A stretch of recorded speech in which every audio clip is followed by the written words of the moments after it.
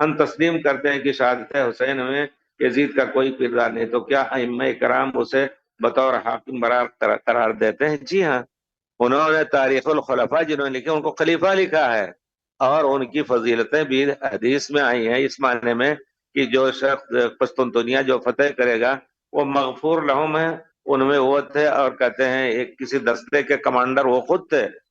تو بہرحال ہم ان کو برا کہہ کر کے اپنی زبان خراب نہ کریں، ہم ہر ایک کے لیے، ہر ایک صحابہ کے ساتھ رضی اللہ عنہم، اور جو تابعین ہیں ان کے لیے رحمہ اللہ کہیں۔ اور حضرت عمر بن عبدالعزیز کتنے بڑے منصف اور بڑے بہت ہی متورع خلیفہ تھے، ان سے پوچھا گیا حضرت یزید اور معاویہ کے بارے میں، تو کہا اللہ تعالیٰ نے ان کے تلوار سے ہمیں بچا لیا، تو ہم اپنی زبان سے ان کو برا نہ کہیں، یعنی ہم اپنی زبان سے ان کو قتل نہ کریں، یہ ان کی تلوار سے ہم بچ گئے، ہم اپنی زبان ان کے اوپر نہ چلائیں۔ تو ہمارا شیوا یہی ہونا چاہیے۔ تمام کتابوں میں عقیدے کے آپ دیکھیں گے کہیں گے